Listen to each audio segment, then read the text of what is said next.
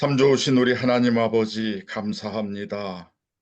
그 무더웠던 폭염도 하나님의 계절 시기 앞에서 맹모치고 물러가는 모습을 보면서 오늘도 역사의 주관자이신 하나님을 찬양합니다. 특별히 18세기 존 웨슬리를 통해서 성서 속에 감춰져 있었던 성결의 진리와 복음을 온 누리에 전파하기 위하여 우리 모두를 세워주신 줄로 믿습니다. 있는 처소에서 최선을 다하여 주님이 위탁하신 이 거룩한 복음에 참 깃발을 높이 드는 우리 모두가 되게 도와 주시옵소서. 오늘 강사님과 또 논찬자와 여기 참여한 모든 이들에게 주의 은총이 늘 충만하게 도와주시옵소서. 예수님의 이름으로 기도하옵나이다.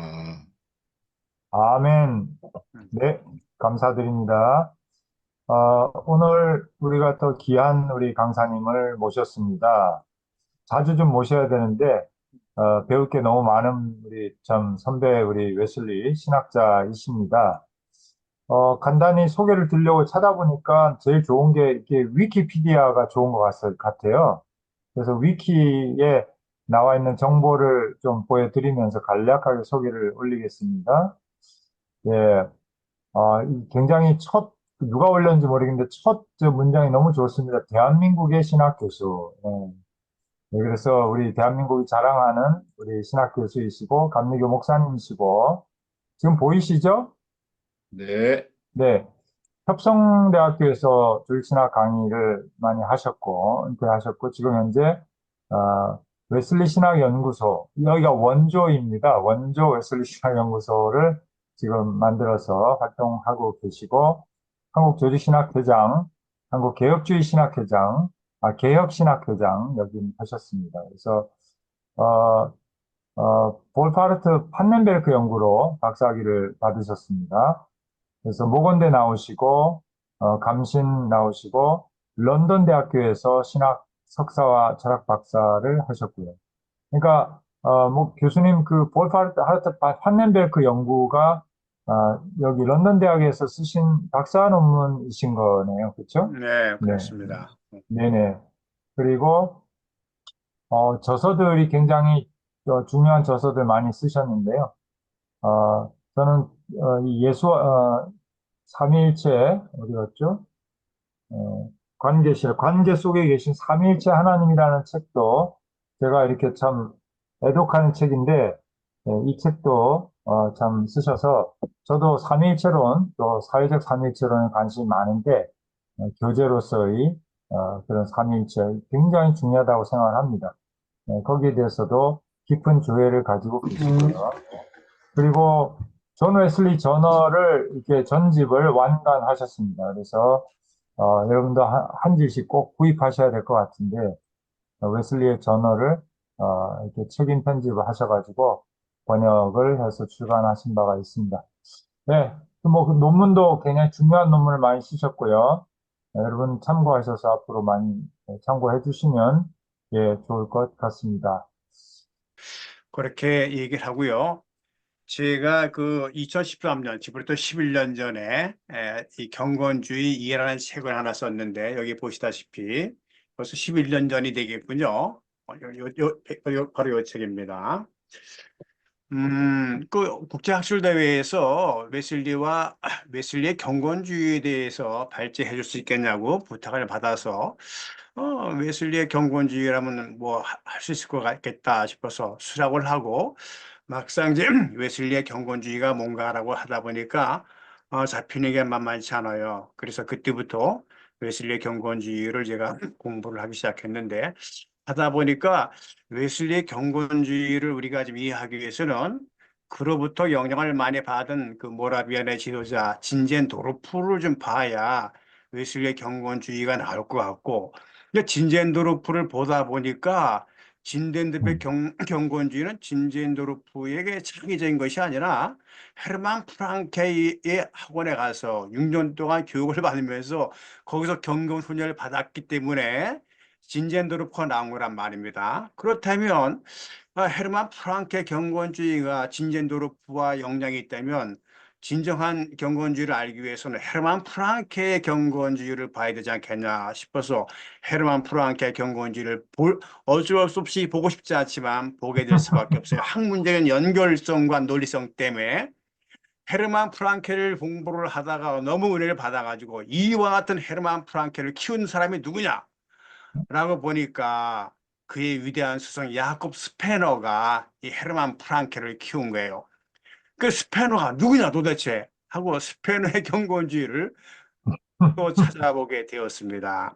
야콥 스페너는 왜 이 경건주의의 창시자가 되느냐라고 보니까 그는 어떤 사람에 의해서 충격을 받았어요. 아른트라고 하는 루터교 신학자에 의해서 그가 그 경건한 삶을 주장하다 보고 그 사람이 이 아른트의 그 설교와 논문에 영향을 받고 스페노가 경건주의 운동을 시작하게 됐는데 그 아른트를 공부하게 된 거예요. 아른트 왜 그 시대에 이 경건의 삶을 주장하게 됐느냐? 아른트가 누구냐 하니까 루터가 나오는 거예요.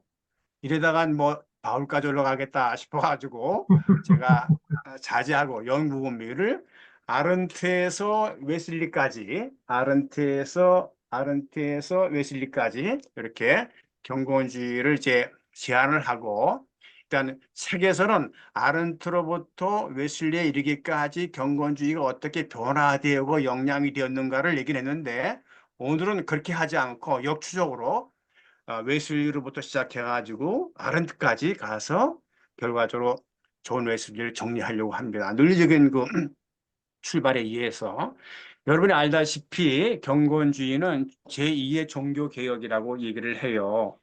뭐 여러 가지 많이 있지만 제가 이 경건주의 세미나를 보통 2박 3일 동안 5개 내지 6개 세미나를 가지고 이걸 관리를 하는데 한 권의 책의 분량을 35분에 얘기하는 그런 기적적인 은혜를 사명을 오늘 받았습니다. 그렇기 때문에 아쉬운 말도 많이 있고 놓친 말도 많이 있지만 중요한 거는 메소디스트는 시간을 잘 지켜야 되니까 시간 안에 끝내기 위해서 덤숭덤숭 넘어가는 것을 여러분이 양해해 주시기 바랍니다.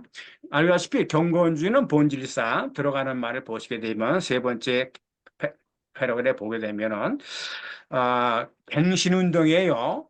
그래서 경건주의자들은 교회를 갱신하기 위해서 그러니까 제도적인 교회 틀 안에서 또 목회자의 지도 아래 또 교회 안에 작은 교회 모임을 만들었죠. 그래서 경건주의 모임의 특징이 작은 교회 속에 작은 교회다 이런 것을 볼 수 있죠. 이런 교회 속의 작은 교회를 통해서 교회와 사회를 성화시키고 성교를 지향하는 것이 바로 경건주의의 본질이다 이렇게 볼 수 있습니다.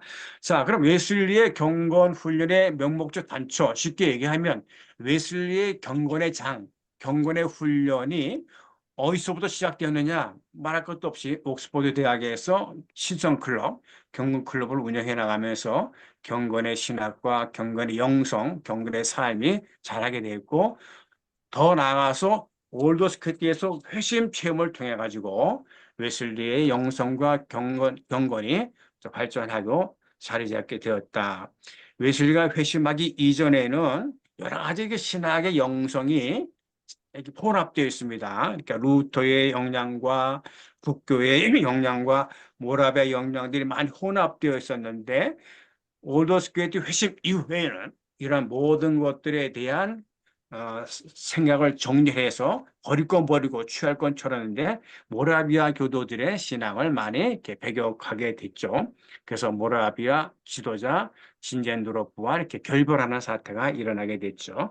그러면 어쨌든 간에 이 진젠도르프라고 하는 모라비안 지도자가 웨슬리의 경건주의에 많은 영향을 끼쳤는데 일단은 지금 제가 언급했듯이 웨슬리의 경건주의를 이해하기 위해서는 독일 경건주의 이해가 필수적이다 이렇게 볼 수가 있어요. 웨슬리의 독일 경건주의자는 아른트, 스페너, 프랑코, 진젠도르프로부터 많은 것을 배웠다라고 얘기를 했죠.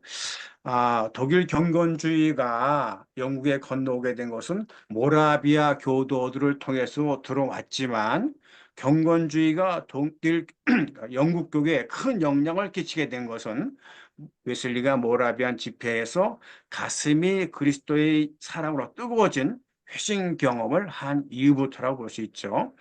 영국에서는 이것을 경건주의라고 얘기하지 않고 복음주의라고 했죠. 그러나 이름만 달랐지 그것의 정신과 형태는 경건주의와 똑같다 이렇게 볼 수가 있습니다. 어쨌든 간에 웨슬리는 자신이 회심에 이르기까지 모라비아 공동체를 통해서 많은 그것을 배우고 깨달았습니다. 그래서 웨슬리가 나중에 회심한 이후에 감사해서 그 모라비아 현장을 방문하기 위해서 그 헤르누트를 방문하게 됐죠. 방문해서 진젠도르프까지 만나는 상태가 일어나죠. 그러면 웨슬리에게 영향을 끼친 진젠도르프에서 잠깐 살펴보도록 하죠.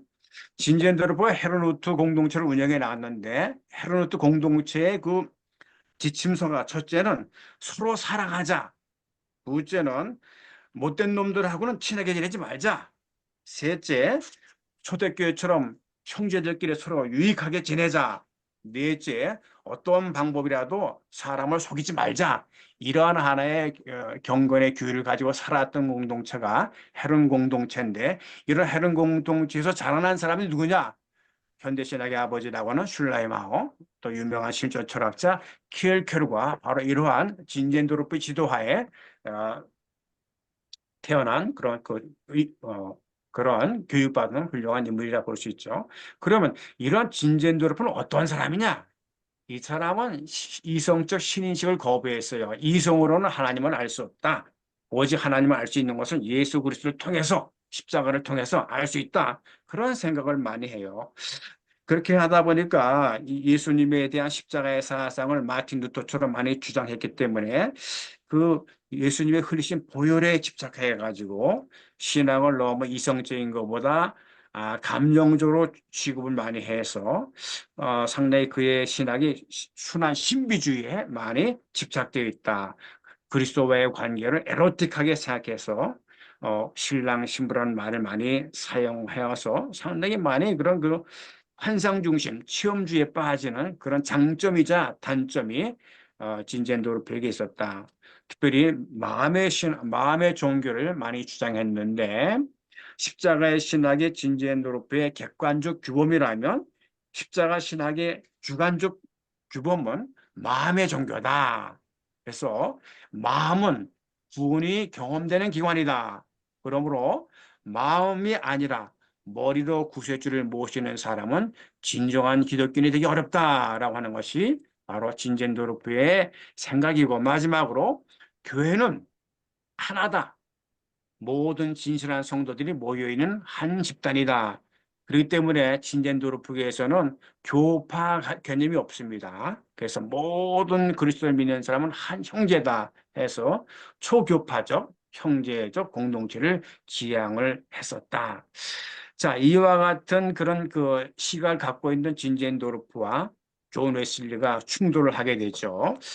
웨슬리는 제일 먼저 조지아주로 이제 그 선교사를 갔을 당시에 배 안에서 제일 먼저 만난 사람들이 진젠도르프의 지도를 받는 모라비아 교도들이었습니다. 그래서 조지아주에 도착해서 만난 사람도 바로 모라비아 지도자 스판겐베르크였고 또 거기서 진젠도르프도 만났고 나중에 영국에 돌아와서도 회심하기 전까지 많은 대화를 나눴던 웨슬리의 또 다른 영적 지도자라고 말하신 피터 벨러도 만났습니다. 이런 사람을 통해 가지고 웨슬리가 회심에 이르게 되었죠. 그러나 웨슬리가 이렇게 회심을 하고 나서 고마워 가지고 진젠도르프가 일하는 헤른후트 공동체를 방문하게 됐는데 그 와중에서 이제 여러 가지 신학적인 충돌이 생기면서 제일 중요한 것이 진젠도르프는 정적주의, 반율법주의를 주장해요. 다시 말하면 웨슬리는 칭의와 성화는 점점 성장하고 순장하면서 자라나는데 진젠도르프의 신학은 칭의와 성화는 순식간에 일어난다. 한번 칭의를 받으면 영구까지 완벽하게 성화된다. 그러니까 우리는 아무것도 할 필요 없다라고 하는 그런 신학 사상을 진젠도르프가 가진 데 비해서 웨슬리는 아니다. 우리는 날마다 성화되며 성거를 하면서 잘한다라는 생각의 차이가 있어서 진젠도르프는 웨슬리를 따를 수 없고 웨슬리도 진제드로프를 따를 수가 없어 서로 결별하게 되는 그런 역사가 일어나게 되었다. 자, 이와 같은 진젠도르프는 왜 이런 신앙을 갖게 되었는가? 물론 아까도 얘기했지만 헤르만 프랑케로부터 영향을 받은 바가 크다. 그래서 이제 이러한 진젠도르프를 기른 헤르만 프랑케에 대해서 어, 얘기를 해봅시다. 헤르만 프랑케가 쓴 경건주의 서적인 니고데모라는 책이 있습니다. 이 니고데모라는 책이 아주 유명한 책인데 이 책 속에서 어, 이 헤르만 프랑케는 이 세상에 단념하고 초대교회 같은 삶을 누리자라고 하는 것이 니고데모에서 말하는 것인데 웨슬리는 이 니고데모라는 프랑케가 쓴 니고데모라는 책을 읽으면서 많은 것을 배웠는데 진정한 기독교인과 이름뿐인 명목적인 그리스도인을 구별하는 모습들을 이 프랑케의 책으로부터 많이 배웠다고 볼 수 있습니다. 어쨌든 간에 이 프랑케가 웨슬리의 프랑케의 책을 통해서 니고데모라는 책을 통해서 웨슬리에게 많은 영향을 줬는데 그럼 프랑케는 어떤 사람이냐? 라이프치 대학에서 이 사람의 석사학위를 받고 이 사람의 그때까지 생각은 학문의 목적을 명예와 돈을 얻는데 목적을 두었어요. 그래서 그 라이프치 대학에서 언어 성경 연구회를 조직해서 강의를 할 기회를 얻었는데 어느 날 언어 성경 연구회를 하면서 성서를 연구하는데 이 사람은 상당히 학구적인 면에서 학문적인 차원에서 연구를 하게 됐습니다. 그러다 어느 날 야콥 스페러라고 하는 그 시대 유대한 종교 지도자가 여기를 방문하고 언어 성경 연구회를 보면서 당신들이 성경을 연구하는 것은 너무 역사적인 차원에서 학문적 차원에서만 연구하는데 신앙의 각종을 위한 신앙 교화의 역정을 두고 성경을 연구하는 게 좋겠다 이렇게 권고를 합니다.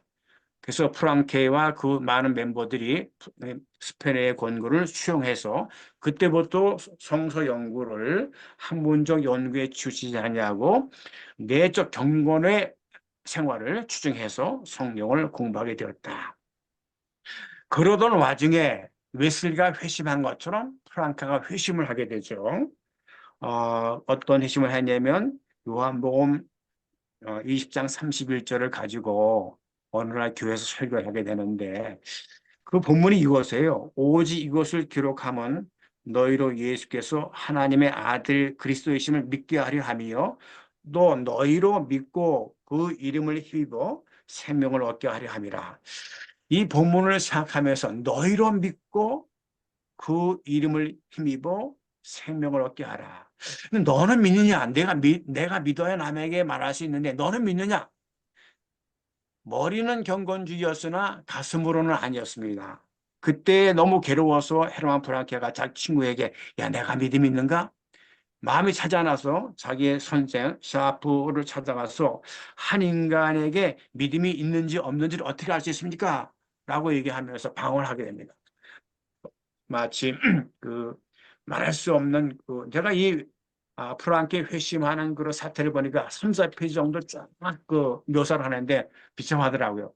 궁극적으로 이 하나님께 매달리면서 내가 나에게 믿음이 없으면 내가 하나님에 대한 그런 그 살아계신 걸 알지 못한다면 내가 설교를 취소하겠습니다. 라고 막 비참한 기도를 하는 가운데 결과적으로 웨슬리가 회심한 것처럼 하나님의 그 체험을 하게 됩니다. 그것을 가리켜서 프랑케 회심이라고 하는데 이런 프랑케 회심에 관해서 데포마냐는 학자가 이렇게 얘기를 했어요. 프랑케 회심은 세 가지 특징이 있는데 이 사람은 죄의 용서에 대한 체험이 아니라 무신론적인 의혹으로부터 승리한 거다. 둘째, 의심의 극복은 논증에 의한 것이 아니라 성서적인 체험에서 찾는 것이다. 셋째, 이웃에 대한 봉사는 자신의 학문적 성과보다 더 중요하다는 것을 확신하는 것. 이것을 이제 깨닫게 되었다. 그 다음으로 넘어가면 이렇게 프랑케가 회심을 체험하고 라이프치 대학에서 강의를 하게 됐는데 얼마나 인기가 있었는지 다른 교수들의 질투를 받을 정도로 강의가 잘 나갔습니다. 그때 프랑케의 친구 교수인 요아킴 펠러가 이렇게 시를 썼습니다.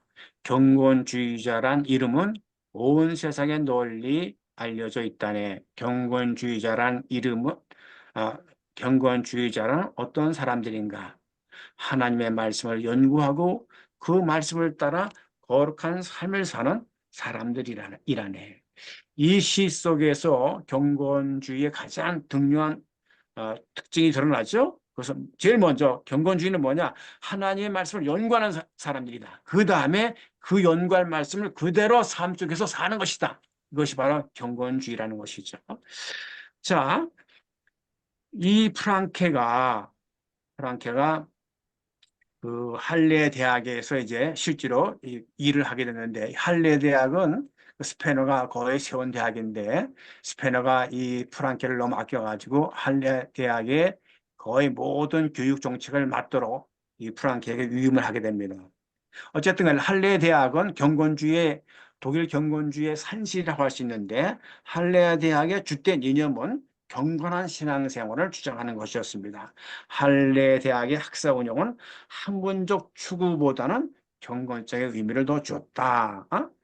그래서 이런 할레 대학이, 또 할레가 세계적으로 유명해진 것은 무역을 통해서가 아니라 프랑케를 통해서 얻어진 그런 그 경건주의 영향력으로 말미암아 할레 대학의 세계에서 가장 유명한 그런 그 이름을 얻게 되었다, 그런 얘기입니다.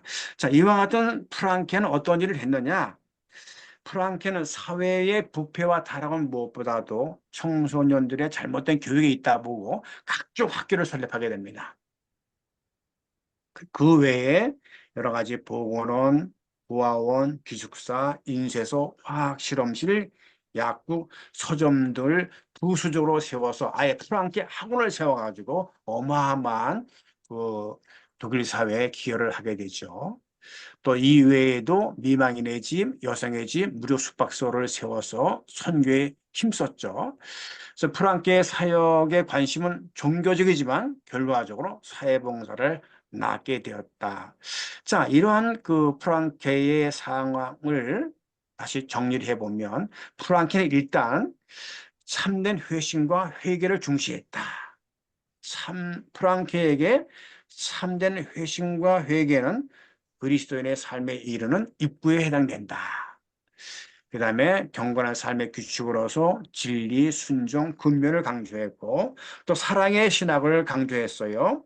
프랑케에게 있어서 종교적인 감정이 최우선적인데, 이 감정은 어떤 것이냐?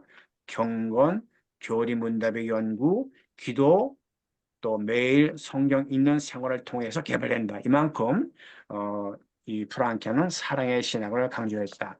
지금 이 모든 내용들이 바로 프랑케가 쓴 니고데모라는 책에서 나온 얘기인데, 니고데모가 이 책이 아까도 얘기했지만 웨슬리에게 크나큰 영향을 끼쳤다.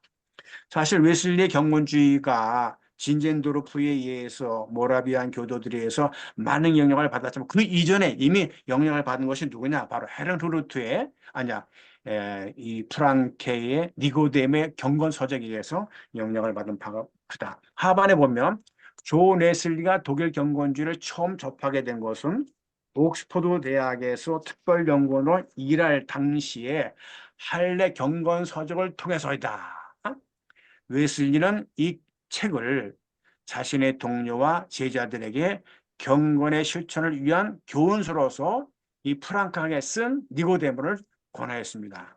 그리고 선교사로 조지아로 갈 때 이 책을 소지해서 배 안에서 읽었고, 또 조지아에 도착해서 이 책을 요약했고, 나중에 영국에 돌아와서 이 책을 출판했고, 이 출판된 책을 자기의 크리스찬 총서 50권에 편입을 할 정도로 이 헤르만 프랑케가 쓴 니고데모를 너무너무 아끼고, 여기에 이 책을 통해서 많은 영향을 받았다. 그러면 프랑크가 니고데모를 통해서 한 말 중에서 중요한 게 뭐냐?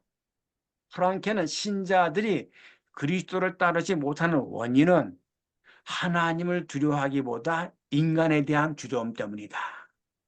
우리가 목회자나 우리 신도들이 하나님을 두려워해야 될 텐데 인간을 두려워하죠. 인간에 대한 두려움이 생기는 이유는 뭐 여러 가지가 있지만 세상에 대한 사랑도 있고 회심하지 못했지 먹고 살기 위해서 직책에 오른 그런 목회자들의 교권 때문에 그렇고 세상 자녀들과 지나치게 어울리는 행위 이런 것들이 결과적으로 인간에 대한 두려움이다. 설교를 할 때도 내가 이 설교를 함부로 말면 하나님이 어떻게 보실까를 생각하기보다는 사람들이 교인들을 나를 어떻게 볼까 해서 이 설교를 하나님에게 초점을 맞추기보다는 설교를 듣는 사람들을 두려워하기 때문에 그런 걸 지적한 것이 헤르만 프랑케의 니고데모였다. 그래서 끝으로 프랑케는 이 책 마지막에서 여러 가지 지적했는데 인간에 대한 두려움은 모든 부패와 악의 그늘이다. 근데 사람들은 이것을 오히려 인간에 대해서 두려워하는 것을 지혜로 생각한다. 그러면서 말하기를 우리가 진정으로 두려워할 자는 바로 우리 주님이시다. 그러한 주님을 우리가 친구로 삼는다면 우리는 어느 누구도 두려워할 필요가 없다 하는 얘기인 것이죠. 자, 이와 같은 프랑케를 키운 사람이 바로 누구냐? 바로 스페너라고 볼 수 있죠. 그래서 우리가 스페너를 잠깐 보도록 하죠. 웨슬리가 스페너로부터 직접적인 경건주의 영향을 받았다는 말은 없지만 스페너를 애제자로 키운 그런 프랑케를 통해서 그 프랑케 스승인 스페너를 아마 많은 그 공부를 했을 거다라는 생각을 해봅니다. 특별히 그 데오도르 다페트라는 학자에 의하면 존 웨슬리가 그 도입한 속회, 클래스 미팅, 다른 말로 하면 교회 안에 작은 교회, 이 원리는 누구로부터 배웠느냐? 경건주의의 창시자인 스페너로부터 배웠다라고 데오드레 타페트가 이렇게 지적을 하고 있어요. 하여튼 스페너는 많은 스승을 줬는데 어린 시절에 유아킴이라는 그 가정 교사를 줬는데 이 교사로부터 어떤 것을 배웠냐면 참된 기독교라고 하는 것은 지식으로만 아는 것이 아니라 실천하는 것이 중요하다. 두 번째, 설교를 할 때 설교자에게 회중이 설교자에게 맞추는 것이 아니라 설교자가 회중에 맞추는 것이어야 된다 하는 것들을 중시를 했고 그 다음에 주일 성수를 중요시 여겼습니다. 그 다음에 이제 이 스트라스부르크 대학에 가서 조지션 학교에서 단 하워를 만났는데 단 하워가 계속적으로 스페인에게 교육을 합니다. 프랑케, 우리에게 중요한 건 주일 성수야. 두 번째는 평민의 권리를 옹호하고 세속 정권 지배자들의 교회 지배를 반대하는 것이야. 그리고 교회는 외국어가 아니라 우리 모국어로 해야 돼 하면서 대학에서의 학문적 토론을 라틴어가 아닌 독일어로 하는 것이다. 이러한 영향을 받아가지고 웨슬리도 많은 그 책을 또 독일어 라틴어를 영어로 옮기는 작업을 많이 했죠. 자, 스페러는 이제 그 선합박사 학위를 받은 다음에 교수 되기를 원했습니다만은 여의치 않게 프랑크푸르트에서 이제 목회를 하게 됩니다. 프랑크푸르트에서 목회를 하면서 어떤 일을 하냐면 매 일요일과 수요일 날 몇몇 교인들이 모여가지고 스페너의 목사관에 모여서 경건 모임을 가졌습니다.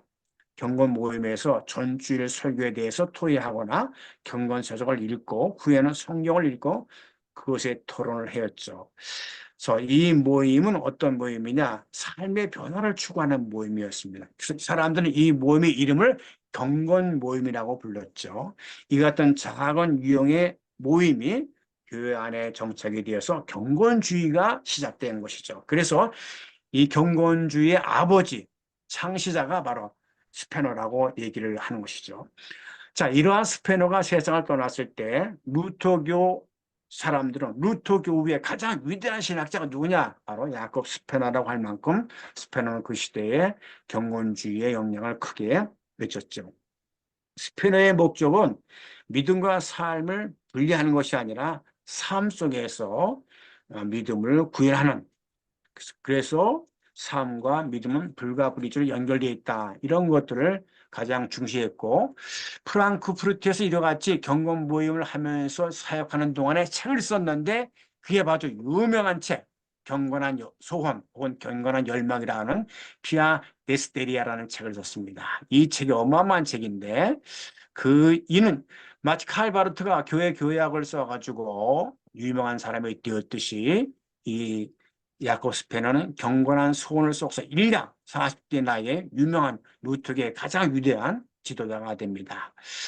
그래서 이 스페너는 경건한 소원에서 참된 기독교인이 되기 위해서는 이 경건한 모임에 참여해서 영성을 개발해야 된다.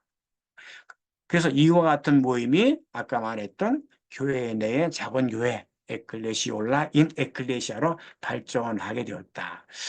스페너는 이렇게 지적을 해요. 우리가 신학을 해나갔을 때 방해되는 게 뭐냐? 신학을 과학적 연구에 의해서만 이해할 수 있다는 그릇된 개념. 오늘날 많은 사람들이 유신론적 진화론도 마찬가지겠지만은 신학을 자꾸만 철학과 과학과 수사학으로 가져와서 신학을 오히려 그런 걸로 대체시키려고 하는 그런 경향에 대해서 스페너가 지적을 했습니다. 그 다음에 신학 연구에 종사하는 사람들이 그런 철학과 수사학과 과학에 빠져가서 그냥 머리만 발달하고 마음이 발달하지 못하고 경건하게 생활하지 못한 것을 이 스페너가 경건한 소원에서 많이 지적을 하게 되었습니다. 자, 스페너는 그렇게 넘어가고 그다음 시간이 가까워지기 때문에 이러한 스페너는 누구에게 결정적인 영향을 받았느냐? 바로 아른트입니다. 이 아른트라는 사람은 우리가 잘 아는 알보토 슈바체에 의해서 아른트가 어떤 사람인가를 우리가 알게 되죠. 자, 알보트가 요한 아른트의 탄생 400주년을 기념하면서 이렇게 얘기를 했습니다. 그때 당시에 이 아른트는 83세의 나이인데 나는 어린 시절 어머니로부터 요한 아른트에 대한 사랑을 배웠다. 80세가 넘은 그런 알버트 슈바이처가 회고하기를 나는 어린 시절부터 어머니로부터 요한 아른트에 대해서 배웠다.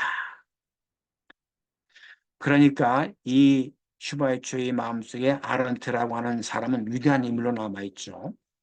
자, 아까도 얘기했지만 존 웨슬리는 조지아로 선교소를 갈 때 프랑크의 니고데모라는 책도 썼지만 이 아른트가 쓴 이 진정한 기독교라는 책도 가지고 갔습니다. 그래서 1736년 3월 24일 웨슬리 저널에 보면 나는 아른트의 책을 3월 24일 날 읽기 시작했고 그로부터 한 6, 7일 지난 3월 31일 날에 이 책을 다 읽었다고 기록되어 있습니다. 그러니까 웨슬리는 이 책을 독발한 거죠. 진정한 기독교라고 하는 이 책을 독발한 건데 웨슬리는 이 진정한 기독교라는 책으로부터 참된 종교는 외적인 변화보다는 내적인 신생 있다는 것과 교리의 순수성은 논쟁이 아니라 거룩한 삶에 의해서 유지된다 하는 것을 배웠습니다. 자, 그러면 요한 아른트를 알기 위해서 그가 쓴 참된 기독교라는 트루 크리스천리티를 보게 되죠. 자, 요한 아른트가 목회를 하면서 가장 중점을 둔 것은 회개입니다. 그래서 그는 회개에 대해서 많은 설교를 했죠. 그래서 아른트는 회중들에게 참된 기독교는 하나의 교리가 아니라 올바른 삶이라는 것을 설교했고 아른트는 설교는 머리에 지식을 제공하는 것보다 마음을 교화시키는 데 중점을 두었죠. 아른트는 목회를 하면서 옵사가 되는데 진정한 기독교를 출판했는데 이 진정한 기독교를 출판하면서 네 가지로 설명했어요. 왜 내가 이 진정한 기독교를 출판하나? 첫째, 논쟁적이고 논증적인 신학에 빠진 설교자들과 학생들의 교화를 위해서. 둘째, 무기력한 기독교 사상가들로부터 열매 맺는 사상들을 인도하기 위해서. 셋째, 과학이나 이론에 그치지 않은 실질적인 경험과 믿음에 이르게 하기 위해서. 넷째, 참 믿음과 일치하는 참된 기독교의 삶의 의미를 설명하기 위해서 진정한 기독교를 쓴다. 이렇게 얘기를 했어요. 이 책이 얼마나 인기가 있었는지 그 당시에 그 루터의 교수 마이는 진정한 기독교는 거의 모든 독일까지 하나씩 있었다. 그 다음에 그 스트라스부르크의 그 콘라도 단하우라는 교수는 학생들에게 이렇게 얘기를 했습니다. 얼마나 그 책이 인기가 있었는지 학생들 아른트의 책은 매우 훌륭하지만 그 책을 성경보다 더 귀하게 생각해서는 안 된다라고 경고할 만큼 아른트의 이 진정한 기독교는 그 당시에는 베스트셀러 중에 셀러였었다 하는 말을 여러분에게 말하고 싶습니다. 그러면 아른트의 이 참된 기독교는 뭐냐? 순수한 믿음과 거룩한 삶, 이것이 바로 참된 기독교의 진수다라고 얘기했습니다. 진정한 기독교의 특성을 다시 얘기하면은 회개를 강조했다. 회개는 참된 기독교와 거룩한 생활의 시작이고 시초다.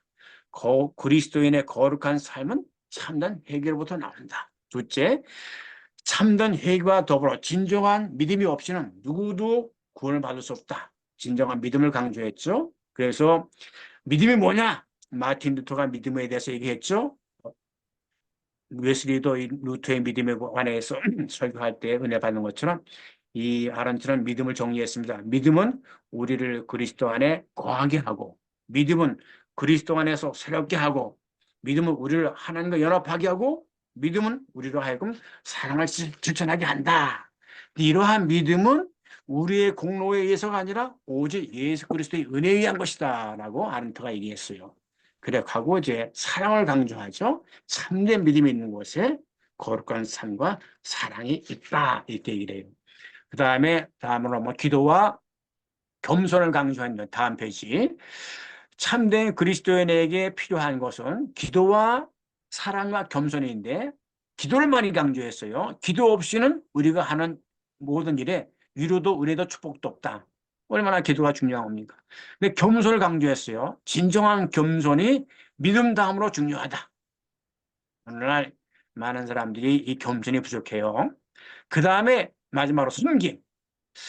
이 아론트는 섬김을 두 가지 얘기했는데 하나는 사람을 향한 창조물의 섬김과 또 하나님을 향한 인간의 섬김이 있는데 다 이 섬김은 모두에게 유익한데 그리스도인의 고귀한 삶을 따르지 않고 교리만 전하는 자는 그리스도의 반쪽만 아는 자이다. 살아있는 믿음을 통한 그리스도와의 연합, 옛사람을 죽임으로 그리스도 안에서 새로워짐이 제 결론이 목적이다. 그러면서 여기서 중요한 것은 섬김을 많이 강조합니다. 자, 그러면 아른트의 경건주의의 본질을 요약을 하면 두 번째 패러그래프에 보면 아른트가 지적하는 것은 오직 믿음으로만이라는 루터의 칭의론을 진리로 받아들이고는 있지만 그러니까 바로 이제 아른트는 이제 루터는 아른트로부터 아른트 루터로부터 많은 배움을 받았죠.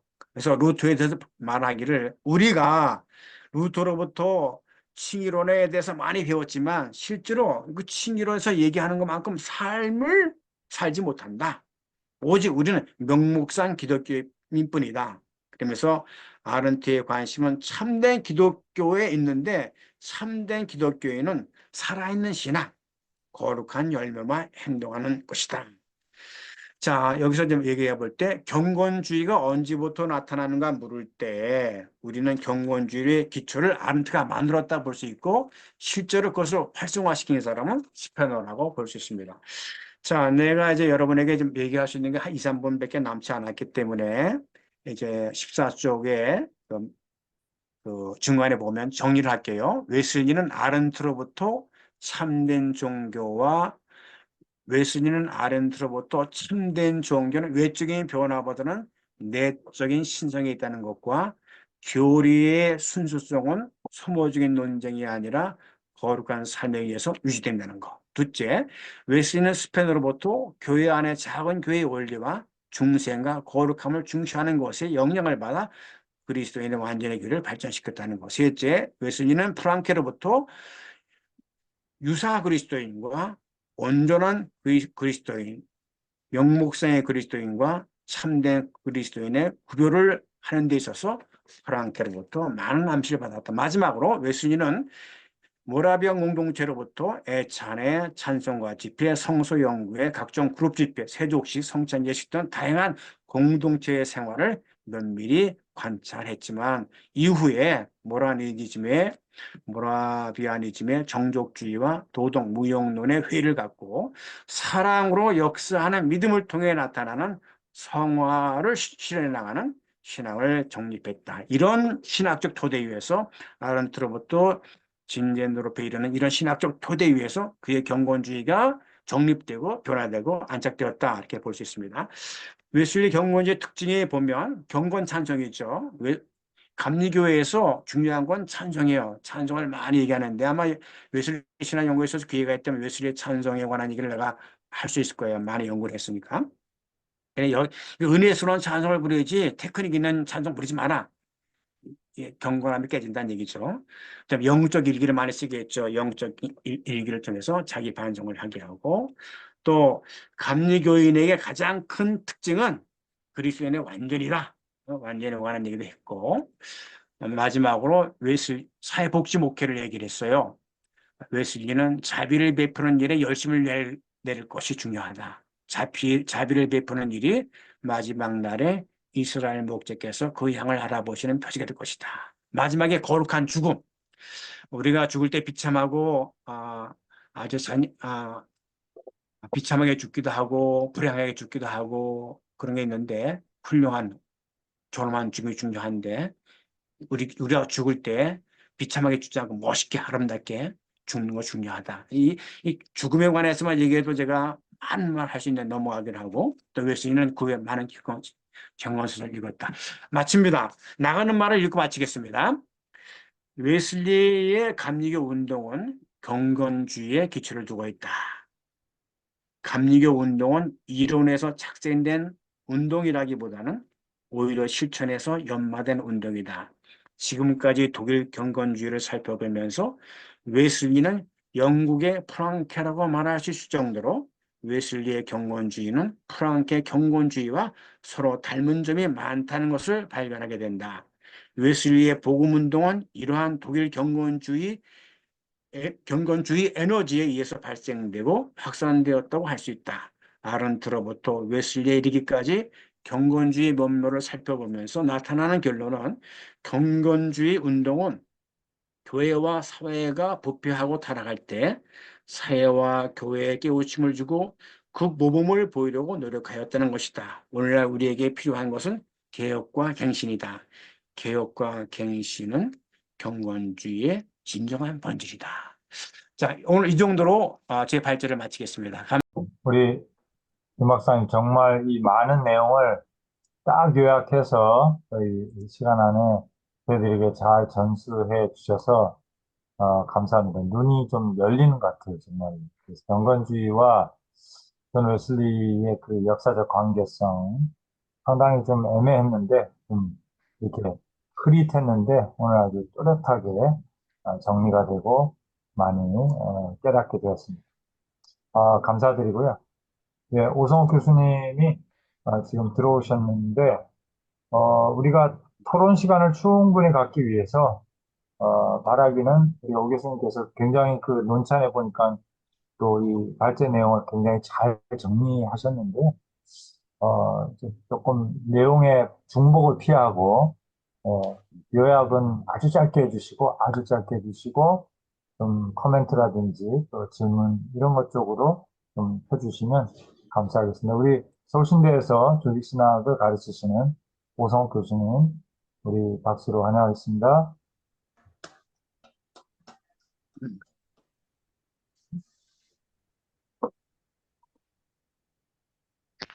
그 발제물을 띄워주시면 감사드리겠습니다. 네. 저희 오 교수님 몇 분 정도 예상을 하십니까? 저는 이제 한 10분 정도 기나요? 10분 정도? 5분 정도로 끝낼까요?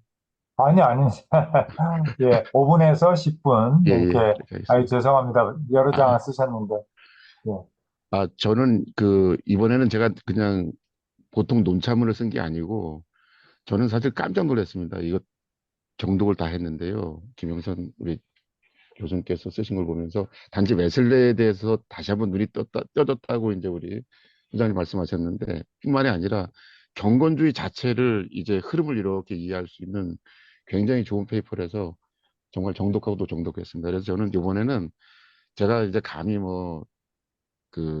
이 비평이나 아니면 뭐 이런 개념이라기보다는 우리 학생들을 위해서 이제 우리 김영선 교수님께서 쓰신 페이퍼를 제가 잘 요약을 했어요. 그래서 요 요약물을 가지고 뭐 논평이다 논쟁 이건 다 잊어버리시고 그냥 우리 학생들은 제가 정리한 내용을 가지고 이렇게 보시면 일단 경건주의의 흐름 자체 큰 흐름을 잡을 수 있을 것이고 이제 그런 의미에서 그 존 웨슬레이 신학이 얼마나 경건주의에 영향을 받았는지 그리고 그 경건주의의 순기능 좋은 것들을 많이 받았는지를 여러분들이 이제 알 수 있게 돼서 그거 자체가 좀 논평이라 생각해서 그냥 5분에서 한 10분 사이로 짧게 하겠습니다. 그냥 제가 이제 경건주의란 무엇이냐라고 얘기했을 때 저도 이제 애매했었거든요. 경건주의가 뭔지. 근데 우리 교수님께서 잘 정의를 내려주셨는데 제2의 종교개혁이다라는 말에 제가 동일하게 됐습니다. 왜냐하면은 이 종교개혁은 우리가 흔히 뭐냐면 그 오직 믿음만 강조해가지고 이제 그 카톨릭과의 어떤 대결 구도에서 어쩔 수가 없었다 치지만 이제 그 오직 믿음이라고 하는 것만 강조하고 삶의 개념, 삶에 있어서는 조금 이렇게 등한시했던 그런 부분들을 그러니까 경건주의가 종교개혁과 반대가 된다 이런 맥락이 아니라 그 종교개혁을 온전하게 이렇게 완성시킨 제2의 종교개혁 이런 맥락으로 여러분이 경건주의를 이해하시면은 경건주의 이해가 더욱더 확 넓어질 것 같습니다. 그래서 경건주의는 제2의 종교개혁이고 그 교리로부터의 삶으로 이렇게 방향을 조금 선회한 그런 그, 그 신앙사조이고 그래서 뭐냐면 이제 그 경건주의가 비로소 이제 교회 갱신의 원리로 이렇게 작동 이제 하기 시작했다라고 하는 것 이런 부분들이 저는 서론 부분이 굉장히 좋았고요. 이제 웨슬리에 있어서 이제 그러니까 두 가지로 우리 이 논문은 나눠서 얘기했는데 명목적으로 웨슬리가 경건주의를 어떻게 그분이 이해를 했는지에 관한 얘기가 조금 간략하게 나와 있고 올더스게이트를 중심으로 전후를 해가 나와 있고요. 그 다음에 그 아란트 슈페너 프랑케 진젠도르프라고 하는 독일 경건주의 흐름과 어떻게 잇따라서 웨슬리가 경건주의 때로는 경건주의를 다 받아들였고 때로는 예, 진젠도르프 같은 케이스였는데 반대도 했고 막 이런 과정 가운데 어떻게 웨슬리 경건주의가 웨슬리 신학을 추동하는 동력이 됐는지 이제 그분들 쭉 구체적으로 이제 소설해 주고 있습니다.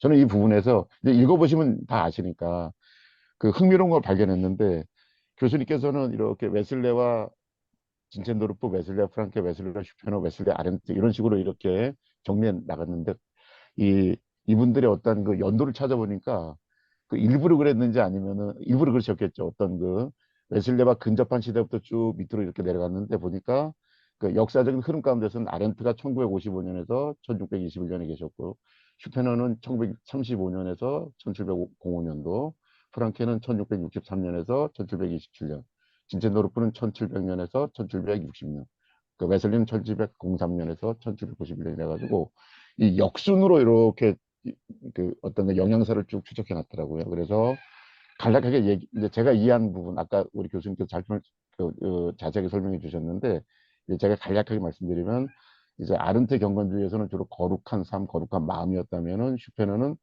그 어떤 그 개인주의적인 어떤 경건에서 공동체, 작은 교회나 작은 교회라는 맥락을 그 이야기하면서 어떤 작은 공동체의 어떤 공동체적 경건, 프랑케는 그 경건 운동이 개인의 삶과 어떤 그 믿는 자들의 작은 공동체에서만 경건이 아니라 이것이 사회 봉사로 확산되어 가는 그런 흐름들을 만들어냈다면 진첸도르프는 이제 그런 것들을 그 초교파적인 마인드를 가지고 세계 선교라고 하는 거대한 지평으로 경건주의가 점점점 이제 변증법적으로 발전해가는 이런 흐름 가운데 이제 웨슬리는 이 네 가지의 거대한 흐름들을 물론 이제 반대한 것도 있지만 그의 어떤 실천적인 그 어떤 그 신학과 목회에서는 이 네 가지 어떤 그런 이야기들이 서로 이렇게 얽히면서 좋게 이렇게 그 종합적으로 전개한 부분이 바로 그존 웨슬리의 어떤 그 경건주의, 그러니까 존 웨슬리의 감리교, 메토디스트 운동이었다. 이렇게 저는 결론을 이렇게 내렸습니다.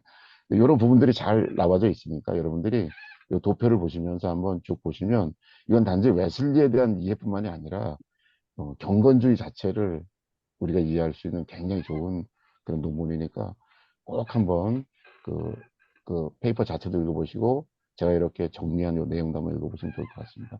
결과적으로 이제 이 내용을 통해서 제가 얻었던 내용들은 뭐냐면 이제 저는 사실 웨슬리에게 있어서 경건주의적인 그 흐름이 뭐 얼마나 크게 결정적으로 반영되었을까에 대해서 사실은 잘 크게 이렇게 마음을 두지 않았는데 생각을 두지 않았는데 우리 교수님의 이 발표를 쭉 통해서 볼 때에 어쩌면 그 경건주의의 어떤 거대한 흐름들을 웨슬리적 어떤 입장에서 서로 이렇게 연결시키고 때로는 조금 이렇게 그 맞지 않는 거는 이렇게 좀 배제시키면서 존 웨슬레의 메토디스트가 이 경건주의 신학을 완성한 어떤 흐름을 보이는 건 아닌가 뭐 이런 생각으로 결정적으로 경건주의가 그 웨슬레 메토디스트 운동과 그 신학에 결정적인 영향을 줬다라는 걸 비로소 제가 페이퍼를 통해서 알게 됐습니다. 이 점에 대해서 김영선 교수님께 너무 감사를 드립니다. 이제 저의 질문은 그 브로드하게 두 가지 질문을 좀 드리고 싶습니다. 그러니까 어, 그, 그 종교개혁 신학을 지향하는 그런 분들에게 있어서 나름 개혁주의 신학을 지향하는 분들에게 있어서 그 경건주의 운동에 대해서 그렇게 그 경건주의자들은 제2의 종교개혁을 했다라고 말할 수 있는데 거꾸로 종교개혁자들의 입장에서 그 신학을 추구하는 입장에서 보면은 경건주의를 배제하는 경향이 굉장히 그 농후하거든요. 이제 이런 면에서 그러니까 종교개혁적 입장에서 바라볼 때 종교개혁적 이상과 이념과 그들이 추구하려는 어떤 가치관이 그 경건주의를 그대로 경건주의자의 종교개혁을 바라볼 때 저는 그렇게 긍정적으로 바라볼 수 있을까라고 하는 그 질문을 한번 이렇게 브로드하게 던져봅니다. 그다음에 두 번째로는 이제 저도 그렇고 우리 학생들도 그렇고 이거는 어떤 그 저희들이 좀 개념적 차원인데 이 경건주의와 신비주의, 경건주의 하면은 이 경건주의를 얘기하면서 막 신비주의와 이렇게 그 좀 이렇게 좀 명확하게 어떤 선을 긋는 어떤 그런 그 이해가 조금 부족한 면이 저도 있고요. 또 우리 학생들도 이제 그 어떤 정확하게 이해하는 게 좀 필요하다고 생각하는데 그렇다고 해서 하나는 옳고 하나는 틀리다 이런 말을 얘기하는 게 아니고요. 어느 지점이 명확하게 경건주의와 신비주의가 갈려지는지 이런 부분들을 그 말씀해 줬으면 좋고 특별히 웨슬레 신학을 이 어떤 그 신비주의라는 말 자체는 조금 이렇게 어감이 좋지 않지만 약간 어떤 그 경건주의 플러스 어떤 신비주의적인 그런 맥락으로 그 이해할 수 있는지 뭐 이런 그 부분들을 좀 이렇게 브로드하게 넓게 설명해 주시면 감사드리겠습니다. 우리 오 박사님 감사합니다. 내가 그 조금 전에 잠깐 보지 못했는데 프레임만 만든데 이 정리 요약의 은사가 오 박사님께 있는 것 같아요. 이 원문 거보다 나도 그거 나중에 복사해가지고 어디 가서 그거 써먹어야 되겠어. 워낙 그 도표 보니까 내가 쓴 거에 대해서 그냥 쫙 눈에 보여가지고 너무너무 감사해요. 그러니까 정독을 하고 이렇게 잘 이렇게 정말 조시라고 하셔버리는 몰라도 정리가 잘 됐네요. 감사합니다. 그렇게 얘기 드리고 이제 말씀하신 것 중에서 이제 두 가지 질문을 하셨는데 하나는 이제 종교개혁자들이 볼 때 우리가 경건주의를 갖고 있는 건데 왜 경건주의자들은 종교개혁에서 뭐 써나 있나 뭐 어떤 그런 뉘앙스로 얘기를 하셨는데 그 종교개혁하는 사람들이 경건주의를 배격하는 경향이 없지 않아 있냐고 싶은데 실상은 우리가 이제 한 면 보고 단면을 보지 못해서 그러네. 종교개혁 자체는 마틴 루터 자체는 우리가 칭의론에 너무 시작해가지고 우리가 그 교리에 집착해져 가지고 사실 칭의의 교리를 가만히 보면 칭의에 촉발되는 것은 바로 그 거룩한 삶인데 종교개혁자들의 나는 실수였거나 종교개혁자들의 무관심 게으름이라고 볼 수밖에 없죠. 사실 루터가 치론을 내세워서 교리의 개혁을 가톨릭부터 얘기한 건 좋은데 교리의 개혁 자체가 삶의 개혁을 배제한 건 아니었는데 그 이후에 루터란 신학자들이 교리의 개혁만 강조하고 그에 따르는 그 삶의 개혁, 거룩한 삶, 경건의 삶에 대한 강조를 하지 못하고 실제로 많은 교리 논쟁에 빠져 있기 때문에 경건주의로 나가지 못했다. 그러다 보니까 오랜 세월을 통해서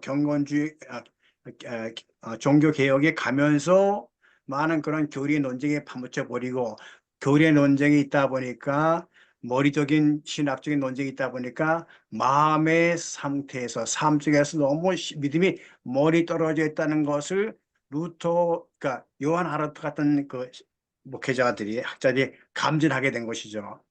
이 아른트는 철두철미하게 루터 학자입니다.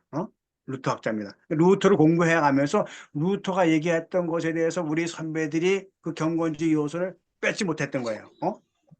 그래서 우리가 루터가 말하는 그 경건주의를 놓쳤다. 이거를 우리가 살려야 된다라고 이제 외쳤죠. 외친 것에 불과했었습니다. 근데 그 외침에 대한 소리를 누가 주의 깊게 들었냐? 누가 그 외침에 대해서 은혜를 받았냐? 바로 야콥 스페너가 그 얘기를 듣고, 그래, 아르트의 말이 맞았어. 우리 모두 루터의 학자들이고 루터의 교육을 받은 사람이지만은 루터가 외친 그 또 다른 그림자를 우리가 놓쳤어. 이것을 우리가 살려야 된다. 그러면서 이 아른트는 설교를 외쳤고, 그 설교를 통해서 은혜 받은 스페너는 실제적인 행동을 통해서 목회를 해나가면서 그 성도들과 함께 몇 사람이 남아가죠. 경건의 운동을 함으로 말미암아 성경을 연구하고 그대로 살아보자라고 하는 교회 안의 작은 교회 운동을 펴으로 말미암아 그때부터 많은 사람들이 그들의 그 신성한 모임, 경건한 모임, 거룩한 모임, 성결된 몸을 가리켜서 그때부터 경고의 운동이 시작됐고 경건주의 시작이 되었기 때문에 그러다 보니까 이제 이 종교 개혁과 경건주의가 상당히 이교화되어 있고 양극화된 것 같이 보이지만 실제로 한 몸에 다른 두 손이다라고 볼 수 있습니다. 그런 면에서 종교 개혁자들 이것까지 나아가야 되는데 나가지 못한 것을 이 경건주의라는 프레임을 가지고 종교개혁의 미완성된 모습들을 좀 더 찾아내고 확장하고 발전시킨 것이 바로 경건주의다. 그래서 경건주의와 종교개혁은 다른 일이 아니라 한 몸에 두 손이라고 볼 수밖에 없다. 그렇게 얘기를 제가 먼저 드리고 두 번째 이제 경건주의와 신비주의의 약간의 구별과 차이가 있겠냐 싶었는데 사실 이 경건주의는 말이죠.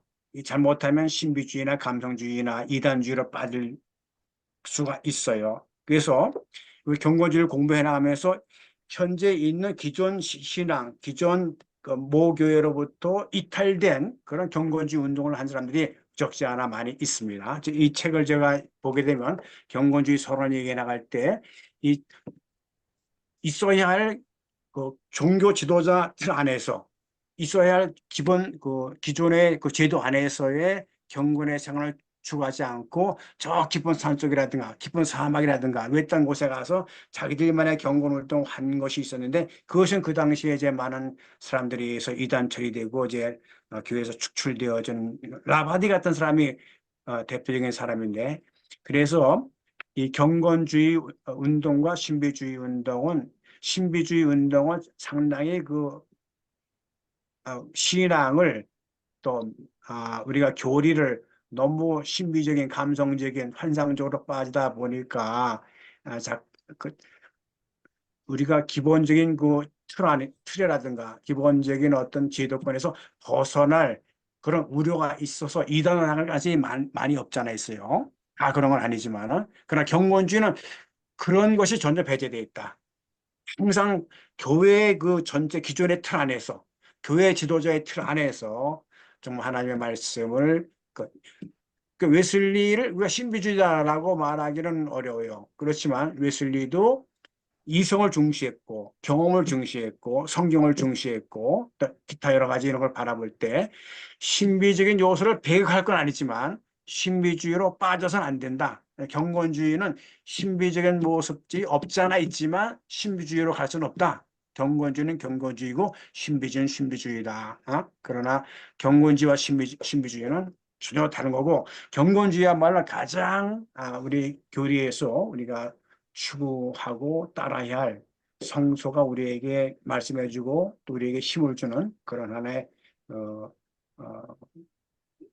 말씀이 긍정주의가 아니겠느냐. 신비주의와는 나는 거리를 두고 싶다. 이렇게 말하고 싶어요. 그 정도 얘기를 좀 말하고 싶습니다. 예, 감사합니다. 그러면 우리 참여하신 분들이 또 목회적으로 또 신학적으로 궁금한 것들 좀 예, 여쭤보시고 한 20분 정도, 25분 정도 우리 좀 토론 시간 갖도록 하겠습니다. 짧게 좀 코멘트나 질문해 주세요.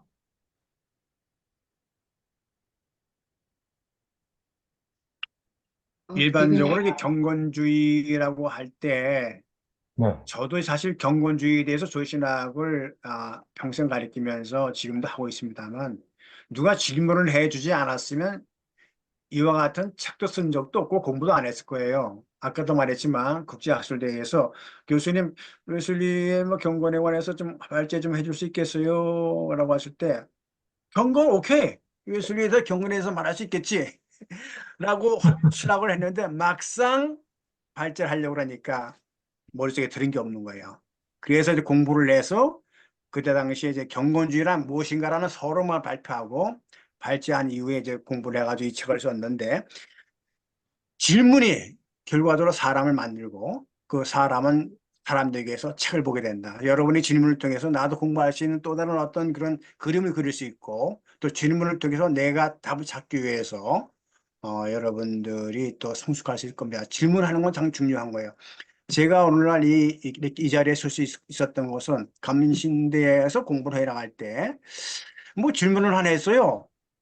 근데 교수님이 그걸 왜 나한테 물어봐요? 루터에게 물어보시지. 답변이 그겁니다. 이 양반 루터에게 물어. 루터는 벌써 1400년 사람이고 지금 우리가 2000년, 1900년 말이야. 근데 그게 아하 루터의 책을 보라. 루터를 만나면서 루터와 씨름해보라. 그런 얘기를 듣고 그 다음부터 공부 내용이 강의도 중요하지만 텍스트, 교과서 중심으로 저자 중심으로 그 책과 씨름하다 보니까 내가 학문의 길로 많이 그 당시엔 목사에 섰는데 그런 질문이 오늘날 이 학문의 길로 들어서지 않겠나 싶어서 질문이 참 중요하다고 했습니다. 네. 질문을 시도해 보시기 바랍니다. 그 질문해도 될까요? 네. 하라 그래야죠. 그 교수님이 워낙에 이렇게 맥을 잘 짚고 설명해 주셔서 아주 편안하게 잘 들을 수 있는 시간이었습니다. 그리고 들으면서 또 질문도 생기고 또 듣는 중간에 이렇게 답도 얻게 되고 그런 시간이었는데요. 그 다만 그 마지막 부분에 결론을 내리시면서 갑자기 그러므로 경건주의의 본질은 개혁과 경신이다라고 말씀하실 때 왜 갑자기 논리적인 비약이 일어나는 느낌이 들어서 이 경건주의의 본질과 개혁과 경신이 어떤 관련이 있을까 나중에 여쭤봐야지 생각했는데 오 교수님의 논설을 들으니까 이해가 되는 거예요. 그러니까 오직 믿음을 기반으로 한 이신칭의를 기반으로 한 루터의 사상으로부터 실천을 기반으로 한 경건주로의 전환이 또는 발전이 그런 의미에서 갱신이라고 말한다라고 말씀하시니까 그게 그래서 갱신이었구나라고 이해가 됐고요. 이제 같은 맥락에서 계속 이해하면 되는지 여쭤보고 싶고 또 하나 더 질문은요. 그럼 이제 경건주의는 근본적으로 실천을 기반으로 한 것입니까? 그 경건주의가 실천을 기반으로 한 것이라면 아까 바로 전에 교수님께서 그 종교교육과 경건주의에 대한 그 오성욱 교수님의 질문에 대해서 한 몸의 양브랜치에 가지다라는 말씀이 처음에는 저건 또 무슨 말씀이시지 했는데 말씀 들으면서 생각해보니까 그 이신칭의 믿음을 기반으로 한 실천 이렇게 생각하면 또 양 가지가 될 수 있겠더라고요. 제가 맞게 이해했는지 여쭤보고 싶습니다. 음. 우리 경건주의라고 하는 것이 이제 그 거룩한 삶, 성결, 성화, 경건을 지향하는 것이 맞아요. 그렇다고 해서 우리가 교리와 신학, 교리와 믿음의 거룩한 삶이 있는데 우리가 믿음의 거룩한 삶을 강조하고 주장한다고 해서 교리를 버릴 거냐? 아니다. 우리는 교리도 중요하고 거룩한 삶도 경건도 중요하다. 그렇지만 경건주의가 얘기하는 것은 그동안에 우리가 경건한 삶을 도외시하고 무시하고 보지 않아보고 교리만 바라보는 삶 속에서 우리가 교리라고 하는 틀 속에서 교리라는 것은 뭘 말하느냐? 바로 이 경건을 얘기하지 않느냐. 진정한 믿음은 나의 거듭남을 얘기하는 것이고 거듭남은 나의 갱신을 말하는 것이고 나의 계획을 말하는 것이다. 그런 의미에서 교리와 삶은 분리돼서는 안 되고 같이 가야 된다는 얘기입니다. 그러면서 이론과 실천도 이 경건주의 실천을 얘기한다서 실천을 강조하고 이론을 배제하는 것이 아니라 아까도 얘기했듯이 이론이 중요한 것만큼 실천도 중요하고 실천은 이론에 의해서 이론은 또 실천을 병행해가면서 같이 가는 것 이것이 경건주의의 진정한 모습이지 개혁이라 그래가지고 무조건 옛것은 버리고 새것만 추구하는 그것이 아니라 항상 옛것과 새것의 조화 속에서 오늘의 현장에서 나 자신을 참되게 진정으로 변화시켜 나가는 그런 삶의 내용들이 경건주의가 추구하는 진정한 본질이다 이렇게 보는 것이죠. 그 네, 경건주의라는 감사합니다. 예, 죄송합니다. 다른 분에게 좀 시간 드리고요. 나중에 또 뭐 이렇게 문자로 하시면, 문자로 올려주셔도 좋을 것 같고요. 시간이 또 많지가 않으니까 일단 다른 분에게 좀 기회 드릴게요. 저도 하나 여쭤보겠는데요. 네네. 경건주의가 참 중요하죠, 이렇게 저희보다. 근데 경건주의를 시행하려면은 그게 이제 기초가 된 게 율법이나 교회 전통에 따라서 실천하는 것인지 아니면 로마서 8장에는 것처럼 우리가 성령의 도움으로 그 경건주의를 실천할 수 있잖아요. 그러니까 하여튼 실천하기가 굉장히 힘들겠죠. 옛날에 보면 저도 요새 이제 새벽기도 에레미야 뭐 그런 거 하는데 뭐 에레미야 보면 남유다나 뭐 북이스라엘은 계속 그냥 하나님의 율법을 듣지만 그걸 실천하지 못해서 결국 둘 다 망해버렸는데 그런 것처럼 그걸 실천하는 게 굉장히 어려운데 그걸 어떻게 실천해야 되는 건지 그러니까 율법이나 그 교회 전통회를 기반으로 해서 그걸로 이제 규칙에 의해서 따라가는 건지 아니면 제 생각은 이제 그 날마다 기도해서 이 성령의 능력을 받아가지고 성령의 능력으로 실천해 나가야 되는 것인지 그 어떻게 생각하시는지 음, 말씀 좀 해주세요. 자, 좋은 질문이신데요. 그 율법과 복음을 생각하죠. 그럼 율법은 율법이고 복음은 복음이냐? 뭐 바울이 얘기했지 않습니까? 율법은 우리를 알고 죄를 깨닫게 하지만 율법 자체가 우리가 구원을 얻을 수 있는 거 아니고 그렇다고 복음만으로서 갈 수 있느냐? 그러니까 율법과 복음은 같이 가야 된다는 것이 로마서의 얘기인 것처럼 우리가 이제 여기서 이제 그 율법에 주시는 것과 실천의 내용이 어떻게 실천해 나가는가 이제 그런 내용인데 특별한 성령의 특이한 은사를 받아야 실천이 가능한가? 나는 그렇게 생각하지 않고 그렇게 통해서 우리가 경건의 길로 갈 수 있고 또 목회자가 이렇게 새롭게 변화될 수 있겠지만 네가 오늘 마약을 먹으면 너 죽는다. 너 담배를 피우면 폐암에 걸린다. 너 술 먹으면 너 인생 버린다. 끊어야 된다. 라는 그런 율법이 딱 와지게 되면 그 율법에 대한 그 죄에 대한 깨달음이 확실히 오게 되면 내가 오늘 이걸 먹게 되면 내 몸이 건강에 상해. 순간대로 알면서도 과연 그 사람이 지속적으로 담배와 술과 마약을 할 수 있겠느냐. 그것이 진지하게 율법적으로 이론적으로 와진 사람은 실천할 수밖에 없다. 뭐 성령을 떠나서라도. 그렇기 때문에 우리가 이론과 율법이 확실하게 되어 있는 사람은 복음으로 나갈 수밖에 없고 실천으로 나갈 수밖에 없다. 거기다 하나님의 역사가 임하시면 더 좋죠. 그런 의미에서 우리가 내가 지금 여기 아까도 얘기했지 않습니까? 헤르만 프랑케가 너희가 먼저 믿고 그 믿음을 통해서 생명을 얻게 하라. 근데 본인 스스로가 믿음이 없는 거예요. 내가 없는 믿음을 어떻게 교인들에게 설교를 합니까? 그 때문에 고민했던 거예요.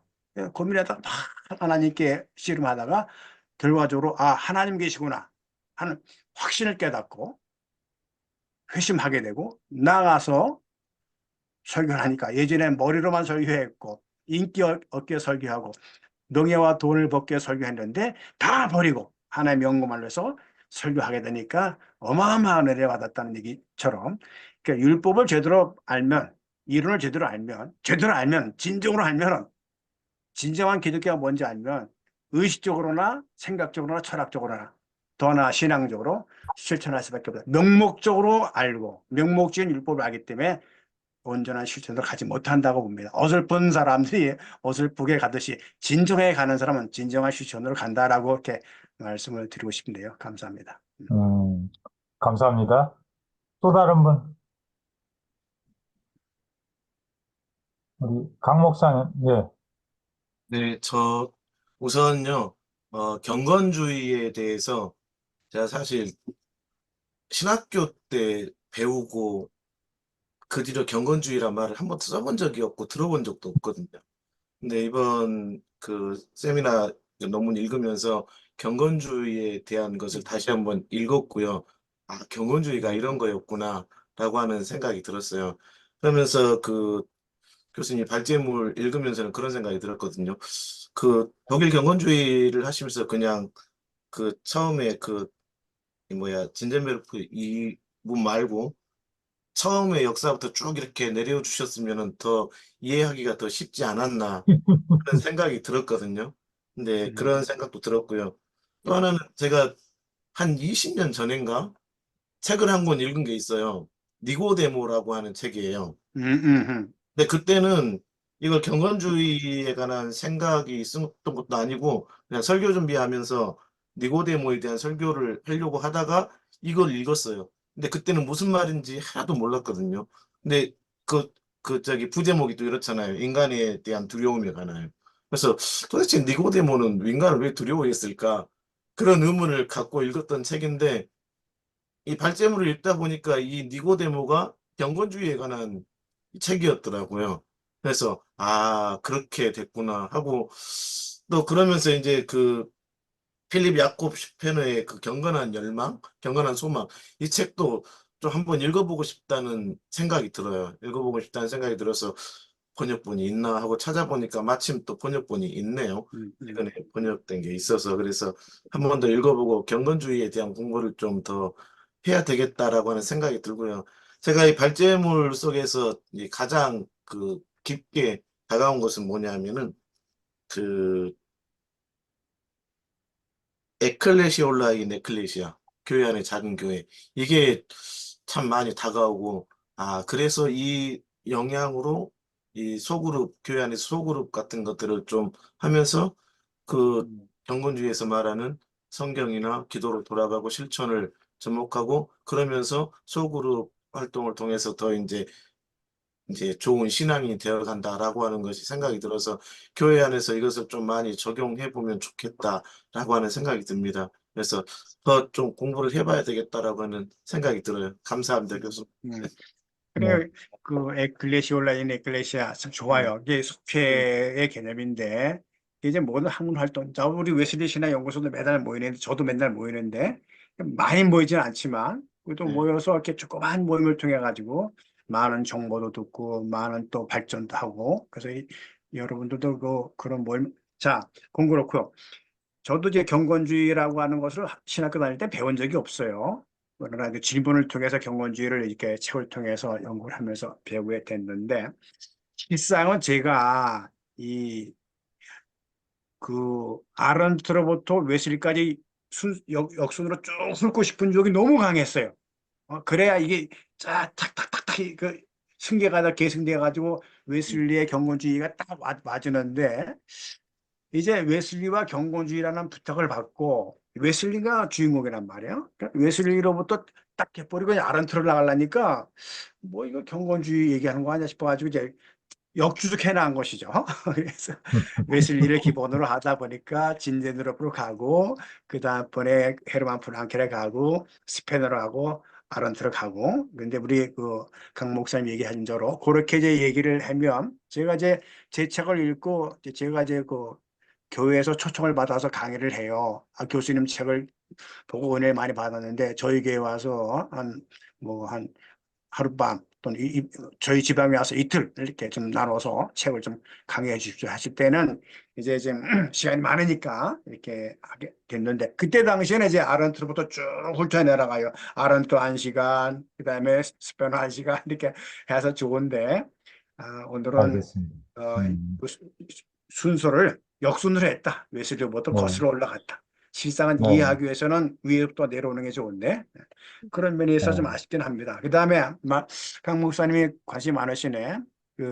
아른트의 진정한 기독교도 번역이 됐고 또 경건한 소원도 번역이 됐고 니고데모도 다 번역이 됐어요. 자연스럽게. 저는 그 원문을 다 읽고 이 책에서 했는데 나중에 다 번역이 됐더라고요. 고맙네요. 그 정도 말씀. 알겠습니다. 네네. 교수님, 저도 교수님, 잠깐만요. 네. 네. 네네. 아니, 이거 관련된 질문은 아니지만 그 한 3년 전에 전월에 관해서 한번 여기 세미나에서 강의하셨던 그렇죠. 기억이 있거든요. 그래서 그 네네. 뒤로 뭐 전월에 대해서 분류나 연구 더 하셔서 뭐 발표하신 거 없는지 궁금하기도 합니다. 매년마다 감리교 연수원에서 제가 네. 강의를 해요. 2박 3일 동안 제가 다이렉팅을 하고 있는데 거기서는 이제 나눠서 해요.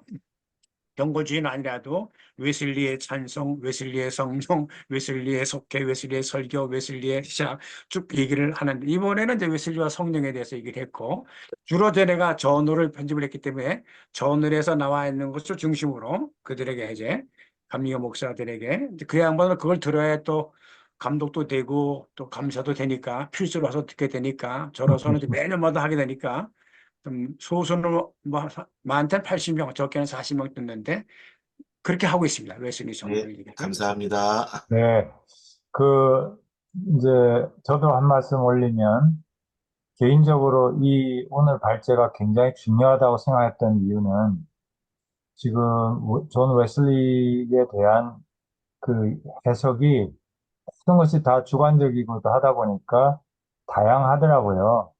그 웨슬리, 우리가 아는 웨슬리는 하나의 웨슬리가 아니고 다양한 관점에서 웨슬리를 이제 연구하는데 저희 성결교회도 그렇고 저 개인적으로도 그렇고 종교개혁의 계승자로서 그리고 종교개혁의 완성자라는 말씀도 쓰시기도 하는데 그런 웨슬리의 모습을 이제 우리 성결교회는 추구해 왔고 저도 그렇게 하고 있는데 그렇지 않은 해석도 있거든요. 뭐 예를 들면 존 웨슬리를 신비주의 라인에서 보는 분들도 계시고 또 존 웨슬리를 뭐 동방교회 이제 그런 라인에서 연결자로 보기도 하고 또 최근에 보니까 그 서방교회 로마 교회의 계승자로서 어, 로마 신학의 어거스틴이라든지 아퀴나스의 어떤 그런 이제 그런 계승자로서 또 웨슬리를 보는 시각도 있습니다. 뭐 자유죠. 그리고 또 그렇게 봄으로써 얻어지는 것도 있는데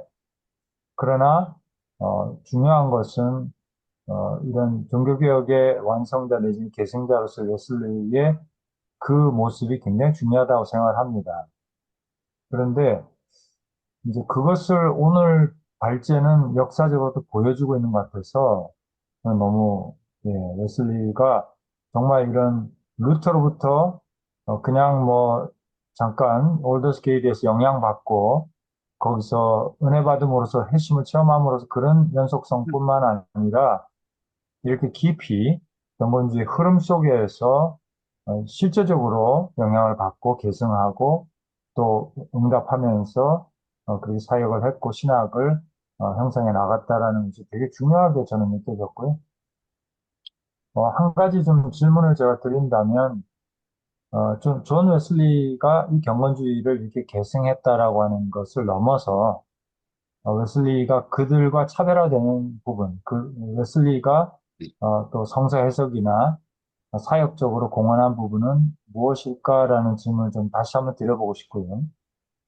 그래서 또 뭐 욕심을 내자면은 개혁주의적인 칼뱅으로부터 시작된 개혁주의적인 그러한 경건 운동들이 있는데 뭐 청교도 운동까지 이어지는 그런 것과 또 구별되어지는 포인트는 무엇일까 뭐 이런 말씀 좀 여쭤보고 싶습니다. 음. 사람들이 이제 웨슬리안이 많다 보니까 할 수 있는 실력은 한계가 있고 하긴 해야 될 텐데 하다 보니까 자기의 전공을 이끌어 가지고 웨슬리에게 접수를 하다 보니까 아퀴나스와 웨슬리 뭐그 동방 신비주의자들과의 뭐 관계 뭐 이렇게 엮는데 좀 그렇게 보면 알맹이가 좀 부족하고 우리가 공부를 해 나갈 때 연구를 해 나갈 때 방법론이 중요해요. 어떤 방법을 쓰느냐에 따라서 그 방법의 내용에 따라서 연구의 방향이 달라질 수 있고 또 어떠한 시각과 안목을 가지고 웨슬리를 보느냐 우리가 삶을 살아보면서 어떤 교수는 삐딱하게 발언도 하고 삐딱한 마인드를 가지고 비판하고 중성하고 모략하려는 마음만 가지고 어떤 논문을 보거나 사람을 보는 그런 시각이 있어요. 그건 잘못된 시각이에요. 바르게 객관적으로 보지 않으려고 하는 것이고 그렇기 때문에 그렇게 보는 것도 그분의 인격의 자유죠. 그렇기 때문에 그러나 우리에게 중요한 건 바른 신학적 통찰력이 중요하다. 바른 신학적 방법론이 중요하다. 이런 것들을 잘 생각해 나가면서 내가 이 연구의 방법론이 내 연구의 신학적 통찰력이 건강한가 바른가 편파적인가를 구분하는 것이 중요하다 싶고 그런 면에서 이 제가 이 책을 쓰면서 그런 걸 많이 고려했어요. 어떻게 하면 객관적인 모습을 유지하고 많은 사람의 공감을 얻을 수 있는가를 생각했던 것이고, 그 다음에 이제 웨슬리의 이 경건주의를 넘어서 우리가 생각해 볼 수 있는 것은 없겠는가 싶었을 때, 이게 교회 안에 작은 교회라고 하는 운동이 교회 자체에서만 사실상 많이 머무르는 경향이 많아요. 오늘날도 개교의 부흥과 개교의 성숙과 그것만 바라는데, 실상 웨슬리는 이 작은 교회 운동을 전격 확대해서 실제로 영국 사회 깊숙하게 갔거든요. 근데 오늘날 우리 웨슬리안들은 웨슬리안들끼리의 그 동아리 단체, 교회 내에서만의 경건의 운동이지 사회로 나가는 데는 부족하다.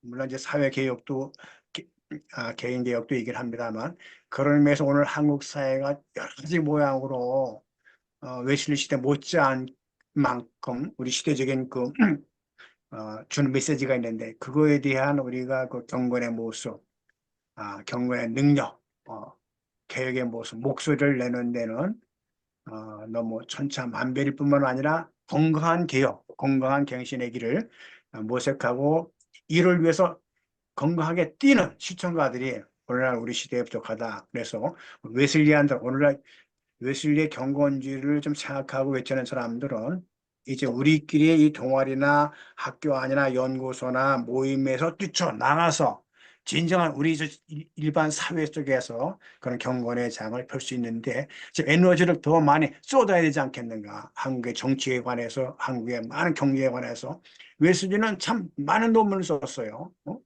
경제에 관해서, 사회에 관해서, 여러 가지 의학에 관해서도 많이 썼는데, 오늘날 웨슬리안의 경건주의자들은 너무 집 안에서만 머물러 있는데, 집 안에서 터득하고 훈련받은 것들을 바깥에 나가서 실력을 발휘하고 그들도 같이 훈련하고 양성할 수 있는 길이 모색되었으면 하는 것이 개인적인 아쉬움으로 남아 있고, 오늘날도 이제 많은 사람들이 죽어가는데 죽음학에 관해서 그리스도인들이 죽음에 관해서 많은 회피를 해요. 제가 이제 그 학교에서 죽음학 개론을 강의를 했어요. 그래서 내가 삶을 위한 죽음 이해라는 책도 썼는데, 뭐 외국서 공부해 본 사람들은 알겠습니다. 이 죽음학 개론 같은 것은 거의 필수 과목이에요. 유럽에서는. 근데 우리나라에서는 기독교에서는 죽음 얘기하면 이거 살기도 바쁜데 왜 죽음 얘기하십니까 하면서 설교자 자체들도 죽음 얘기하면 피해요. 내가 이 죽음학 개론에 대해서 당신이 좀 구원하라니까 오늘날 교인들에게 말입니다. 살기도 바쁜 사람이 죽음 얘기하면 누가 좋아하냐고 목사가 그래요. 그래가지고 그런 게 있는데, 참 우리가 죽을 때 멋지게 죽는 것이 아름답게 신앙적으로 죽는 게 좋을 텐데, 그런 죽음도 경건의 하나 일환이거든요. 이런 죽음학과 이런 거룩한 죽음학에 관해서 우리들도 좀 연구를 해서 이 지역교회, 제교회 활성화할 필요가 있다. 경건의 하나의 연장선입니다. 거룩한 죽음이 뭐냐라는 것을 공부할 필요가 있겠다. 뭐 한 줄이 끝이 없으니까 그 질문 요 정도만 받을게요. 감사합니다. 네, 또 뭐 말씀 안 하신 분 중에 이주상 목사님도 들어오셨는데, 아유, 반가워요. 이주상 이 목사님 목사님. 오랜만이구나. 그래, 네. 교수님 반갑습니다. 그래요. 매번 좋은 강의 감사드립니다. 그 루터의 칭의론과 웨슬리 그 부분에 또 하나의 단추를 연결해 주셔서 잘 정리가 된 것 같습니다. 이 뭡니까? 그 웨슬리의 그 신학의 완전성에 어떤 그 종합 비타민처럼 이 경건주의를 공부하다 보니까 그렇게 이해가 된 것 같습니다. 루터가 놓친 그 어떤 경건성, 경건주의 그런 부분을 웨슬리가 통합해서 한 단계 더 나아가 그리스도의 완전까지 지향하는 신앙의 통전성을 웨슬리가 우리에게 남겨주지 않았는가. 그런 면에서 경건주의의 영향력이 참 컸다는 것을 인식하는 시간이 되었던 것 같습니다. 예, 이상입니다. 예, 감사합니다. 아주 오늘 발제에 또 하나의 좋은 요약을 해주신 것 같고 평가를 해주신 것 같다는 생각이 드는 멘트인데요. 우리 김영선 박사님 적절한 요약과 멘트가 되겠죠. 웨슬리는 종교개혁자 루터가 놓친 부분들, 최 많이 강조하지 못한 부분들을 다 엮어서 그것을 완전성까지 끌고 올라가서 집대성하고 더 높은 표준으로 세워주었다. 이렇게 말하는 것에 뭐 다른 뭐 괜찮겠죠? 네. 네. 우리 이상 목사님 오랜만에 오셔서 또 이렇게 멋진 또 평가해 주셨습니다. 말씀하지 않으신 분들 혹시 한 분 정도 말씀 듣고 일단 공식적으로 좀 마치는 게 좋을 것 같습니다. 30분인데요. 뭐 발언하지 않으시는 신성철 목사님, 우리 또 박사과정 배명지 여기서 보니까 탤런트 같아 얼굴이. 아, 저 윤곽이 확실하고. 우리 이성원 선생님, 임명웅 씨님 이렇게 네. 한마디씩 들어봤으면 좋겠네. 예. 네, 그냥 짧게라도, 혹시 바쁘신 분들은 이제 뭐 나가셔도 좋습니다만, 저희들이 예정한 시간은 1시간 반 정도로 이제 끊어야, 또 좋은데, 그러나 나머지 공부다 생각하시고, 잠깐 또 더 시간을 갖도록 하겠습니다. 그러면 오늘 예, 배 박사님. 목소리 들리시나요? 예, 조금 작은데 괜찮습니다. 네, 저도 오늘 이 강의를 통해서 경건주의 그동안 저도 뭐 들었고 뭐 얘기는 해봤지만 구체적으로 이것이 웨슬리가 어디서부터 이런 소스들을 얻었을까 이런 거에 대해서 추적할 생각은 못 해봤는데 또 이번 기회를 통해서 어떤 계보를 좀 정리하는 시간을 가질 수 있어서 너무 좋았던 것 같습니다. 그래서 오늘 이런 경건주의적 이런 것들을 보니까 웨슬리가 어떻게 해서 성화, 어떤 완전에까지 어떤 강조할 수밖에 없었던 니즈가 있었다는 것, 그리고 그가 영성 훈련을 그렇게 강조했던 이유에 대해서 조금 어렴풋이나 좀 알게 되는 시간이었던 것 같습니다. 네, 감사합니다. 감사합니다. 또, 우리 신 목사님, 신성철 목사님.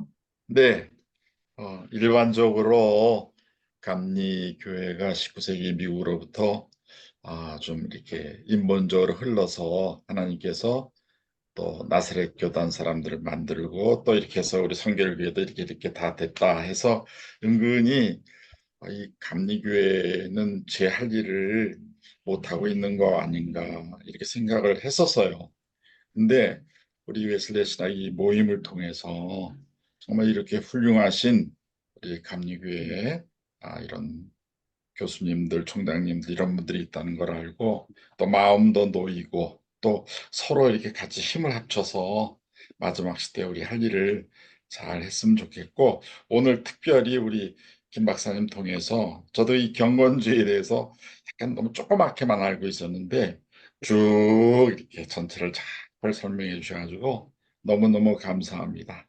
제 자신의 경건 생활에도 많은 유익이 됐습니다. 감사합니다. 네, 감사합니다. 또 말씀 안 하신 분 중에 혹시 말씀하실 분 있으면 말씀해 주시고, 예. 이면숙 선생님 아까 하나 더 뭐 팔로업으로 질문하려고 했는데, 기회를 못 드렸는데, 우리 아니에요. 마지막으로, 예. 아니, 중요한 거 아니었습니다. 삐졌습니다. 웨슬리가 삐졌다고요? 제가요. 네, 진정한 웨슬리안은 삐지지 않고, 상대를 아니에요. 용서하면서, 아니에요. 밥도 사주고 이렇게 합니다. 감사하고, 또 한 가지 좀 이렇게 첨언을 드린다면, 이번에 이제 우리 감리교 목회자들 교육에서 우리 김영선 박사님께서, 교수님께서 이제 웨슬리와 성령 강의하셨다고 하는데, 제가 연구를 깊이 못 해봤습니다만은, 웨슬리에게 있어서 성령의 역할이 더 중요하고, 웨슬리가 성화를 강조하고, 기독자 완전을 강조한 만큼 성령의 능력과 은혜가 굉장히 더 중요하게 되지 않나, 이렇게 생각을 해봅니다. 이렇게 생각해도 우리 김 교수님 어떨까요? 무리한 적은 아니겠죠? 그 선배들에 비해서.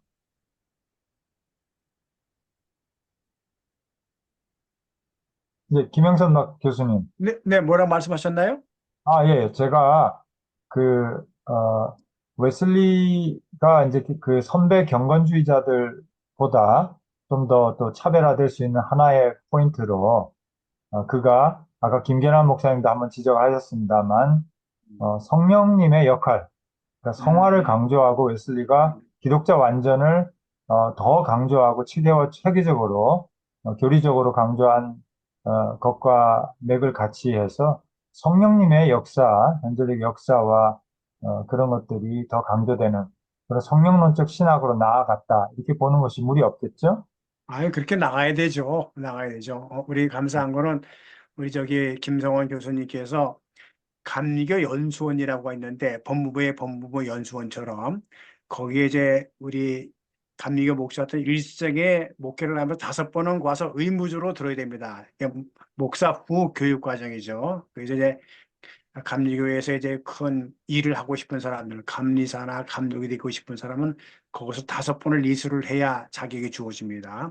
그래서 이제 주로 담임하는 목사들 저렇게 교권에 좀 마음이 있는 분들이 와서 많이 듣는데, 거기에 이제 제가 어떻게 그런 기회가 돼가지고 김종원 교수님을 좀 강의 좀 해달라고 초청을 했는데, 감리교의 많은 목사들도 거기 와서 강의를 많이 하기를 원하시는데 귀한 자리인데 오셔가지고 그 당시에 이제 웨슬리 성화에 대해서 이제 강의를 해주셨는데 아주 인기였어요. 그래서 나중에 목사님들이 교수님이 다 마치지 못하고 시간의 부족 때문에 마치지 못하고 하셨는데 그 원고를 다 좀 해서 우리에게 다시 주면 자기들이 공부를 해보겠다고 이렇게 해서 아마 부탁을 갔을 거예요. 저도 그 부탁을 받아가지고 이제 그 연수원으로부터 그 페이퍼를 받았어요. 그 페이퍼를 받아가지고 제가 하는 웨슬리 신학 연구소의 목사님들에게 다시 또 재탕을 물론 이제 그 지적재산권 얘기했습니다. 이 원고는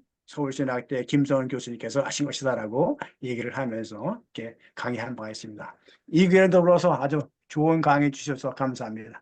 아유, 제가 감사하죠. 그 감리교 우리 큰형님 댁에 올라가서 제가 참 작은 집에서 올라가서 강의하는 게 영광이고, 저는 뭐 웨슬리를 박사 논문을 쓰거나 전공한 건 아닌데, 감사하게도 성결교에서 성장하고, 하나님께서 또 성결의 복음에 대한 우리 성결교회의 미션이니까요. 우리 소명을 깨닫게 해주셔서, 이제 그 깨달음을 가지고 우리 모교로 돌아오게 돼서 너무 감사했고요.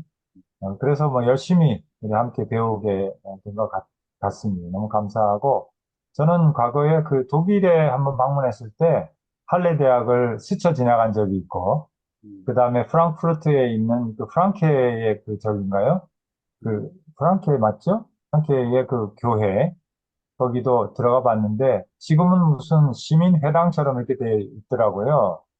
그래서 제가 깨닫는 건 뭐냐면 진정한 경건주의의 전통은 거기 간다고 볼 수 있는 건 아니구나라는 걸 깨달았고 그 경건주의의 정신, 스피릿을 계승하는 사람들에게 있는 것이다. 사람에게 있구나 하는 생각을 해보게 됩니다. 그래서 오늘 또 정말 귀한 발제를 통해서 존 웨슬리가 받았던 그 선배님들이 종교개혁으로부터 흘러내려온 그 귀한 것들을 우리가 또 오늘 공유받고 수혈받은 느낌인데요.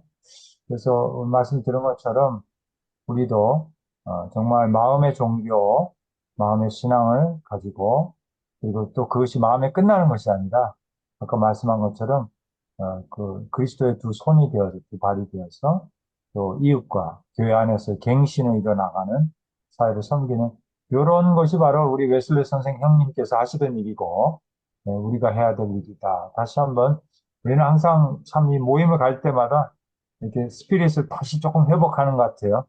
오늘 또 웨슬리안적인 성화의 길을 걸어가는 우리가 됐으면 좋겠고 앞으로 이 김영선 박사님 여러분이 오늘 굉장히 인기가 좋으신 것 같아요. 그래서 빠른 시간 안에 아까 말씀하셨던 그 주제가 뭐였죠? 죽음에 관한 것도 있고 또 아까 뭐 하나 있었는데 중요한 거 그 주제로 찬송도 있고 성령도 있고 여러 가지가 있어요.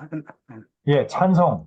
예, 우리 찬송에 대해서 한 번도 우리가 원래 찰스는 또 항상 이렇게 뒷전이다 보니까 그렇게 못했는데 빠른 시간 안에 한번 다시 우리 김 박사님 모시고 시간을 갖도록 이렇게 하겠습니다. 너무 감사하고 우리 김성원 김영선 교수님, 네, 네. 그 언제 현대 현대 신학에 있는 웨슬리안 신학의 흐름에 대해서 듣고 싶습니다. 기회 주시면. 예, 그는 이제 교수님이 해주세요.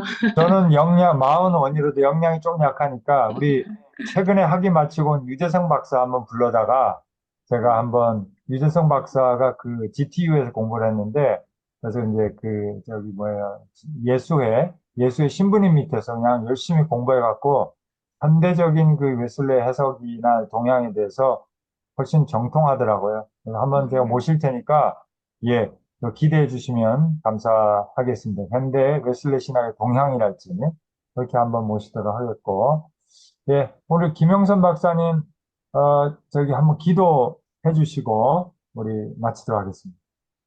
하나님 아버지 감사합니다. 이렇게 웨슬리안을 불러주셔서 웨슬리를 생각하며 공부할 수 있고 우리의 신앙을 조명해 보면서 다시 거듭날 수 있는 기회 주심을 감사합니다. 오늘 이렇게 줌을 통해서 모인 사랑하는 형제와 자매들에게 하나님께서 은총을 주시고 웨슬리의 신학과 영성을 잘 공부해서 우리의 경건의 삶이 많은 이웃과 지역사회 빛이 되게 하시고 나 자신을 구원하는 데 보탬이 되도록 역사해 주시고 이 귀한 연구소를 이끌어 가시는 당신의 귀한 종에도 더 큰 지혜와 능력을 주셔서 이 연구소를 통해서 많은 사람들이 구원을 받고 희망을 얻고 또 여러 가지 신학적인 어떤 메시지와 또 영감을 받을 수 있는 기회를 주시옵소서. 주시는 것 감사하고 우리 주 예수님의 이름으로 기도하옵나이다. 아멘.